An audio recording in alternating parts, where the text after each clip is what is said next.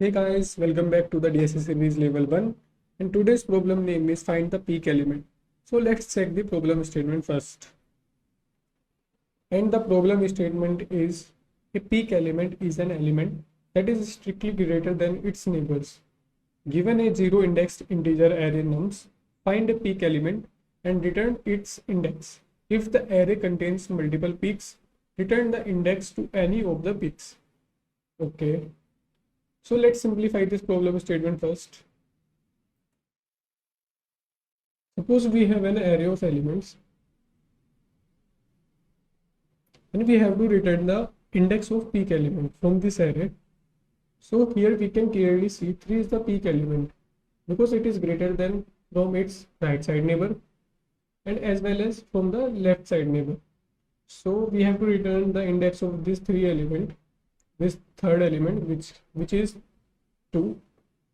Simply we can use linear insertion. We can go one by one element and check its right side neighbor and left side neighbor. But the problem here is the time complexity. The time complexity of linear search is big of n. And in the problem statement, it is clearly said like you must write an algorithm that runs in big of log n time. And we all know the time complexity of binary search is log of n.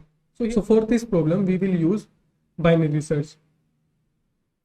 I hope the problem statement is clear now. So let's move to the solution part. इस problem को solve करने के लिए हम binary search को use करेंगे and we all know कि binary search में हम एक मिड वैल्यू निकालते हैं और उसको अपने आंसर वाली वैल्यू से कंपेयर करते हैं. पर इस प्रॉब्लम में हमारे पास आंसर की जगह इसके नेबर्स हैं. हम अपनी मिड वैल्यू को इसके राइट साइड नेबर और इसके लेफ्ट साइड नेबर से कंपेयर कराएंगे.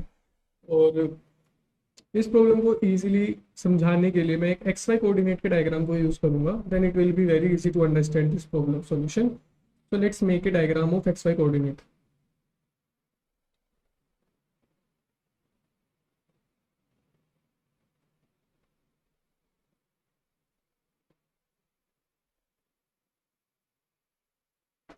So these 5 points are the index of the array and these will be the value of the indexes.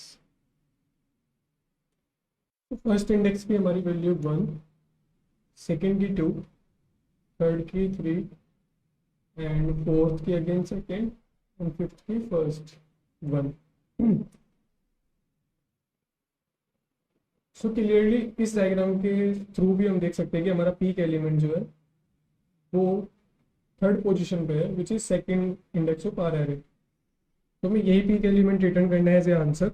अब देखते हैं कि हम अपने बाइनरी सर्च को कैसे यूज करते हैं इस आंसर को निकालने के लिए. सपोज कीजिए मैं इस पॉइंट को लेता हूँ, ये हमारी मिड वैल्यू है और अगर मैं अपनी मिड वैल्यू चेक करता हूँ अपनी राइट साइड वैल्यू से,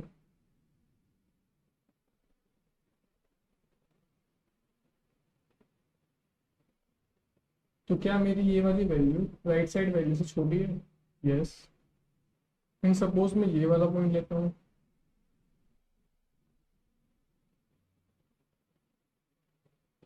सपोज ये वाला पॉइंट हमारा मिड पॉइंट है.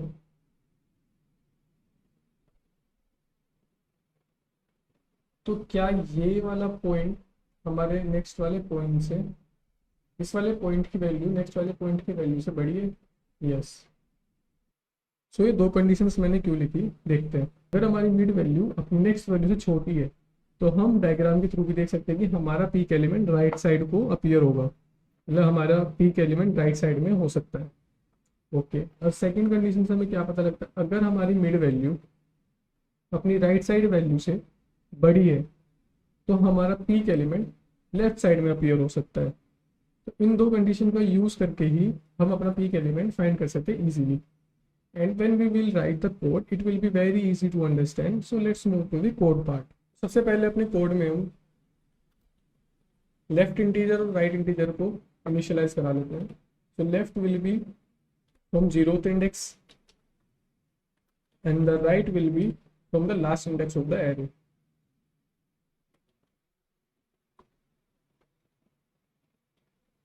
तो बाइनरी सर्च को यूज करने के लिए हम अपना while लूप चलाते हैं.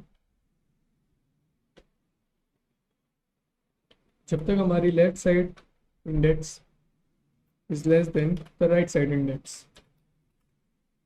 अब हम निकालते हैं अपनी mid value which is left plus right divided by 2। अब हम अपनी इस मिड वैल्यू को अपनी राइट साइड नेबर से चेक करेंगे। जैसे कि हमने अपने एग्जांपल में देखा था, हम अपने राइट साइड नेबर से चेक करेंगे। If the mid value is greater than it's right side neighbour, तो सिंपली हमें क्या करना है, हम इस एग्जांपल में देख सकते हैं कि हमारी मिड वैल्यू अपने राइट साइड नेबर से बड़ी है, तो हमारा पीक एलिमेंट लेफ्ट साइड को अपीयर होगा। तो हमें क्या करना होगा, सिंपली अपने राइट साइड इंडेक्स को लेफ्ट साइड बुलाना होगा। तो हम क्या करते हैं, अपने राइट इक्वल टू मिड, अपने राइट साइड इंडेक्स को लेफ्ट में बुला लें क्योंकि हमारा पीक एलिमेंट लेफ्ट में अपीयर हो सकता है। एल्स यानी कि हमारी मिड वैल्यू छोटी है अपने राइट साइड नेबर से, और जब हमारी mid value right side neighbour से छोटी होती है तो हमारा पीक एलिमेंट राइट साइड को अपीयर हो सकता है। तो राइट साइड जाने के लिए हम अपने लेफ्ट एलिमेंट को, अपने लेफ्ट पॉइंटर को राइट साइड बुलाना होगा। तो उसके लिए हम क्या करेंगे, left equal to mid plus 1।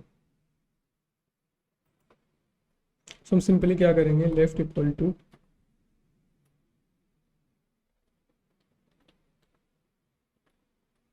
Mid plus 1,